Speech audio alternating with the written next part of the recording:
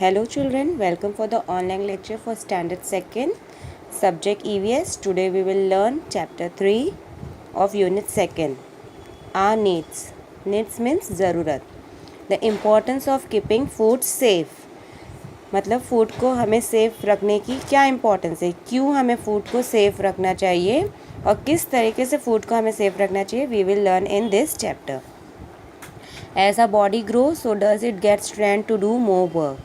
That's why we eat different kind of food every day. Whatever food we eat needs to be clean and safe for eating. Then only we can keep ourselves healthy and disease free. Now what we are telling, जैसे जैसे हमारी body grow होती है हमारे को strength मिलती है, ताकत. लेकिन वो कैसे मिलती है, हम जो फूड खाते हैं एवरीडे जो हम डिफरेंट फूड ईट करते हैं उसके वजह से हमको एनर्जी मिलती है, हमारी बॉडी को, हमारी बॉडी ग्रो होती है. हम जो फूड ईट करते हैं वो क्लीन एंड सेफ़ रहना चाहिए. अगर क्लीन एंड सेफ़ नहीं रहेगा तो हमको डिजीज़ होगी, हमारी बॉडी अनहेल्थी हो जाएगी. अगर हम क्लीन एंड सेफ़ फूड खाएंगे, ईट करेंगे तो हमारी बॉडी हेल्थी और डिजीज़ फ्री रहेगी. डिजीज़ फ्री मीन्स कोई भी बीमारी नहीं होगी. अभी फूड कैसे कैसे पल्यूट हो जाता है, कौन कौन से रीज़न. पल्यूट मीन्स गंदा या ख़राब, वो हम पढ़ेंगे इस लेसन में. We will learn in this lesson. The food get polluted because of the following reason. Food get polluted means ख़राब या गंदा कैसे हो जाता है, इसके रीज़न से. If the cereal and the foodstuffs used are not clean.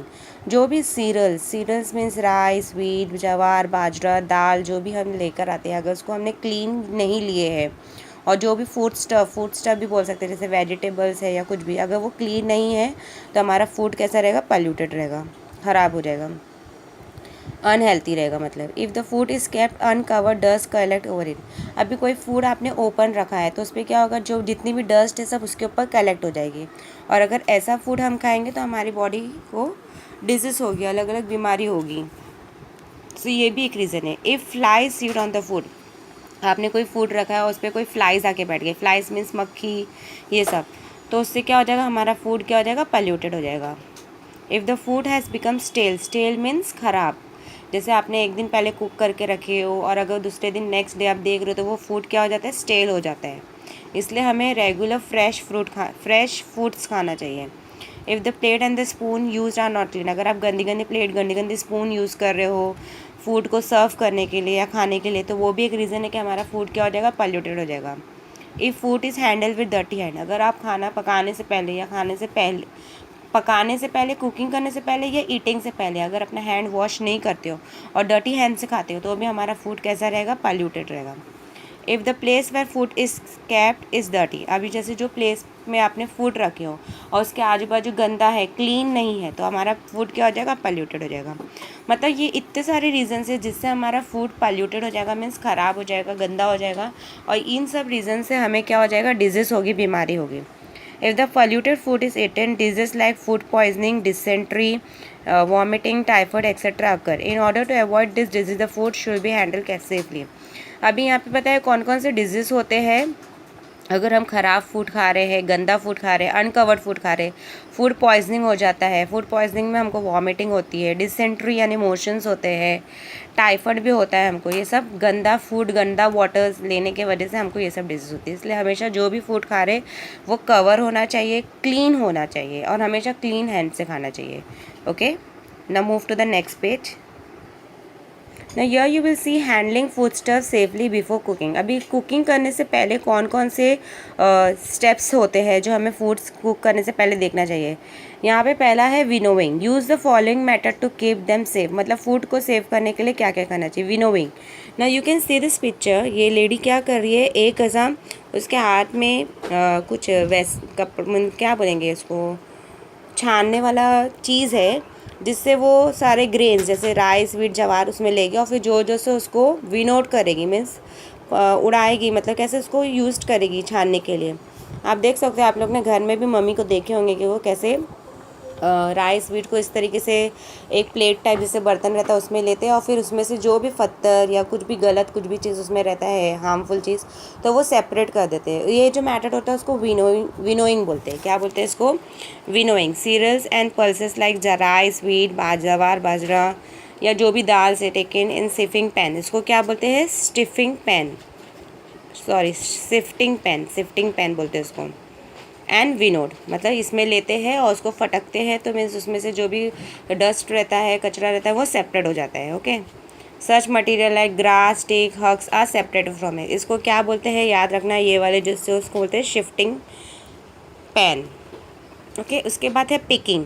अभी आपने देखे होंगे कि हम लोग कितने बार जब राइस, वीट या कुछ भी ऐसा लेकर आते हैं तो उसमें स्टोन्स रहते हैं, या दाल में आपने देखे होंगे स्टोन्स रहते हैं। Many times there are small stone and pebbles in the grain, so they must be picked properly and remove from the grain and discarded. अभी कैसा हो जाता है, जब आप देखते हो कि आपने सपोज एक दाल लेकर आए और दाल में स्टोन्स है, तो अगर आपने डायरेक्टली स्टोन के साथ कुक कर दिए तो वो आपके लिए हार्मफुल रहेगा। इसके लिए आपको क्या करना चाहिए, जब दाल कुक करने वाले तो पहले आप उसको उसमें एक बर्तन में लो, एक प्लेट टाइप में, और उसमें देखो कि उसमें कोई स्टोन्स या पेबल्स कुछ है क्या, और फिर उसको पिक करके निकाल दो and then you cook. Okay, तो ये तुम्हारे लिए सेफ़ हो जाएगा। तो इस तरीके से जब आप एक प्लेट में लेके अगर कुछ भी क्लीनिंग करते हो तो उसको बोलते हैं पिकिंग। सिमिलरली आप वेजिटेबल्स वगैरह भी लाते हो तो उसमें भी आप देते हो सम टाइम वो गंदा रहता है, तो उसको भी हमने को क्लीन करना चाहिए। You can see this picture, ये लेडी यहाँ पे ग्रेन्स को क्लीन कर रहे हैं, यहाँ पे वेजिटेबल को क्लीन किया जा रहे हैं। ओके, यहाँ पे ग्रेन, यहाँ पे वेजिटेबल्स, इसको बोलते हैं पिकिंग। थर्ड है सीविंग। सीविंग यानी छन्नी से छानना। कोई देख लो आप पिक्चर, ये लेडी कैसा छन्नी यूज़ की है। जैसे आप लोग देखे होंगे आटा है, बेसन है, जो फ्लोर होते हैं, ये सब कैसे हम लोग करते हैं, जो भी पाउडर वाली चीज़ें होती है उसको हम लोग कैसे छानते हैं, ये छन्नी से, उसको बोलते हैं sieving. Certain food item which we bring from the market should be sieve thoroughly. Sieve thoroughly means अच्छे से क्लीन और छान देना चाहिए उसको। कैसे, जो भी आटे वाले सब्सटेंस होते हैं, जैसे वीट यानी वीट फ्लोर यानी गेहूँ का आटा, ग्राम फ्लोर यानी बेसन, पाउडर शुगर, मैदा, सेमोलिना मीन्स रवा, poha, all this thing should be save before using them. अब ये इतने बारीक पार्टिकल्स रहते हैं, जैसे ये आटा, बेसन, पाउडर शुगर, रवा, कि अगर हम उसको अब कोई प्लेट में लेके क्लीन करेंगे तो वो बहुत डिफ़िकल्ट है। तो इसके लिए हम लोग उसको छन्नी से छानते हैं और उसको बोलते हैं sieving. Okay, now move to the next page. In next page we will see washing. कोई भी वेजिटेबल्स, फ्रूट्स, दाल, पल्सेस हम लेकर आते हैं तो उसको कुक करने से पहले या ईट करने से पहले हमें क्या करना चाहिए, हमें वॉशिंग करना चाहिए, यानी वॉश करना चाहिए। Wash all the pulses, dal, fruit, vegetable before you use them, before you cook them. क्योंकि जब आप मार्केट से लेकर आते हो तो उस पर बहुत सारे फ्लाइज, डस्ट सब गैदर रहता है, तो आपको उसको वॉश करके ही ईट करना चाहिए। उसके बाद फिफ्थ है storing. Many times we bring food item in a large quantity so that it become necessary to store properly. Sometimes dals and cereals appear a little moist, so they should be exposed to the sun and dried so they do not get fungus. Add some boric powder in the tin in which rice is kept. Dry most of the food material. Store them in a airy place. Box and tin should be have airtight lid. अभी जैसे आप हमेशा small quantity में grains वगैरह नहीं लाते, large quantity में भी लाते हैं, तो उसको कैसे स्टोर करना चाहिए, अगर वो मॉइस्ट है, गीला है, तो पहले उसको सन की धूप लगा देना चाहिए, फिर उसको स्टोर करना चाहिए। स्टोर करना चाहिए कैसे, एयर टाइट कंटेनर्स में। जितने भी एयर टाइट मतलब उसके ढक्कन ऐसा होना चाहिए कि उसमें एयर पास नहीं हो। एयर पास होगी तो अंदर वाला जो भी ग्रेन रहेगा या सीरियल्स रहेगा वो मॉइस्ट होएगा, उसको फंगस लगेगा। और उसके अंदर हम लोग स्टोर करने के लिए क्या कर सकते हैं, बोरिक पाउडर भी यूज़ कर सकते हैं, ताकि वो अंदर का जो फूड मटेरियल रहेगा वो ज़्यादा ड्यूरेबल हो जाएगा, ज़्यादा चलेगा। उसके बाद है 6 point preparation before cooking. Now what things should we do before cooking. जैसे हमने कुकिंग स्टार्ट की तो सबसे पहले हम लोग क्या करेंगे, the place of the cooking should be clean so that the spoon and the utensil B clean. जैसे आप जो यूटेंसिल यानी पतीली ले रहे हो, जो स्पून ले रहे हो और जो आजू बाजू की जगह वो पूरी क्लीन होना चाहिए। There should be sufficient light in the kitchen. First wash your hand then start cooking. जहाँ पे आपका किचन है वहाँ देखो कि लाइट आ रही है कि नहीं आ रही, मतलब थोड़ी तो सनलाइट वहाँ आना चाहिए। सेकेंडली आपका जो हैंड है वो आप वॉश करके ही कुकिंग स्टार्ट करना है ना। यहाँ पे कुछ केयर्स बताया है, कुछ प्रिकॉशंस क्या क्या लेना चाहिए। Handle cook food safely. हमारे जो फूड है जो कुक करके रखते हैं उसको कैसे सेफ रखना चाहिए। Use clean spoon and utensil. मैंने आपको पहले बताया, कुक जब भी आप खाना खा रहे हो या पका रहे हो तो आपका स्पून या यूटेंसिल सब क्लीन रहना चाहिए। Second, to cover. जब भी आप कोई फूड कुक करते हो तो उसको कवर कर दो। कवर कब करोगे, जब वो थोड़ा ठंडा हो जाएगा, ठीक है। If a milk is hot then push a mash lid to the cover it. अब जैसे एकदम हॉट मिल्क है हम लोग एकदम हम लोग ने मिल्क बॉईल किया है तो उसको ऑन द स्पॉट पूरा कवर नहीं करते, उसको हाफ कवर करके रखते हैं. Okay, so the food is fully cooled, cover it totally so that the dust and flies do not settle. एक बार आपका खाना पूरा ठंडा हो गया तो उसको फुल कवर कर सकते हैं. Next is keep the food in a clean place. मैंने आपको बताया जो प्लेस पे आप फूड रखते हो वो क्लीन रहना चाहिए. Do not allow the sunlight to fall directly on the food. अगर जैसे आपने कोई खाना पका के रखे एंड उस पर बहुत स्ट्रॉन्ग सनलाइट आ रही है तो वो क्या होएगा, खाना बहुत जल्दी ख़राब हो जाएगा. तो ये भी एक चीज़ इंपॉर्टेंट है, प्लेस भी क्लीन रहना चाहिए और ज़्यादा सनलाइट भी उसके ऊपर नहीं आना चाहिए. Next you can see to use and store. Freshly cooked food should be used immediately, but if some of the food remain, it should be kept in a airtight tin or a box and covered tightly. While handling or using cooked food, the hand should be clean. Again यहाँ पे यही बोला, अगर जो food आप store कर रहे हो तो उसको अच्छे से कवर करके रखो, एयर टाइट टिन्स में रखो और ज़्यादा से ज़्यादा हो सके तो आपको फ्रेश कुक्ड फूड ही खाना चाहिए. यहाँ पे other factors of keeping food safe, और कौन कौन से फैक्टर्स हैं यहाँ पे हम लोग लर्न करेंगे. पहला, cleanness of the house and the kitchen.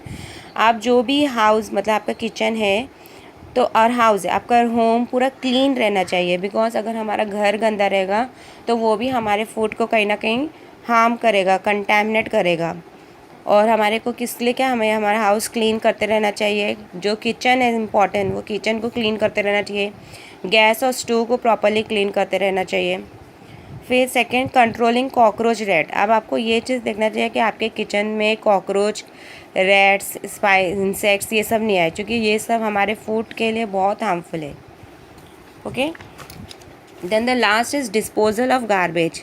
Wet garbage means waste food material. If the garbage of the vegetables, fruits remain for a long time, the growth of insect is rapid.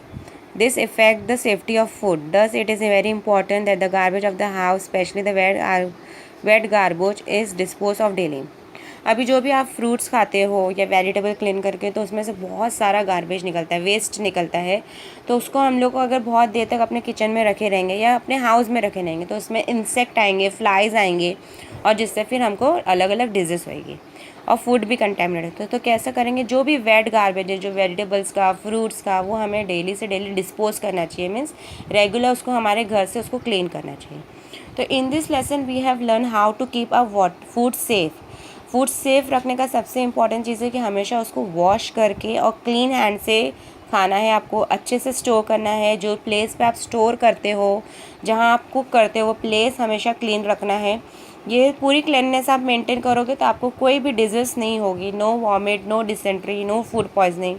Outside food नहीं खाना चाहिए. Food को हमेशा covered करके रखना चाहिए.